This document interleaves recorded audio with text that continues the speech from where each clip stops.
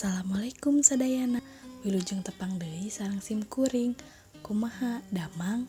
Mugia urang sadaya aya dina kaayaan sehat walafiat.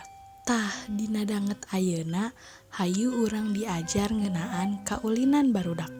Cik saha wae nu masih keneh mainkeun kaulinan barudak atawa kaulinan tradisional. Jadi, kaulinan barudak teh mangrupa sesebutan tina kaulinan tradisional anu aya di Jawa Barat.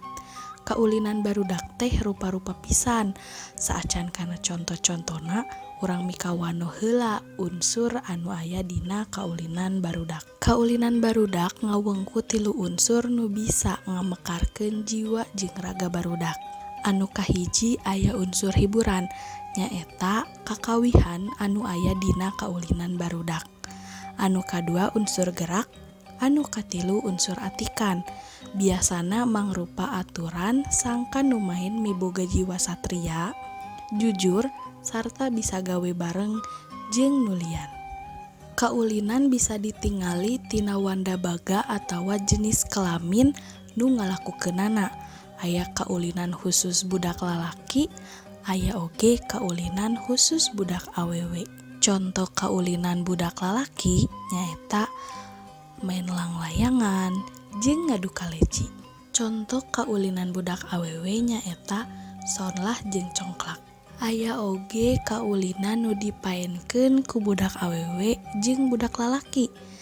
Contona nyaeta ucing sumput jeung boy-boyan. Aya oge kaulinan nu aya kakawihana. Di antarana aya perepet jengkol jeung oray-orayan. Ayeuna mah yuk urang perhatoskeun contoh kakawihan dina kaulinan oray-orayan. Oray-orayan juang leun kasawah, entong kasawah arena tersedeng dekat. Oray-orayan juang leun ka kebon, entong ka kebon loba menangon. Mending kaleuwih dileuwih loba nu mandi. Saha anu mandi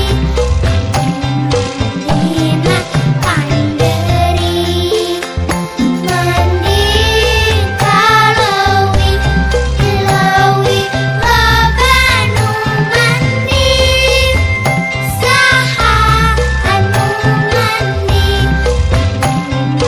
dina panderi. Oray-orayan oray naon, oray buka-buka naon, buka laut-laut naon, laut dipa-dipa naon, dipanderi kok-kok.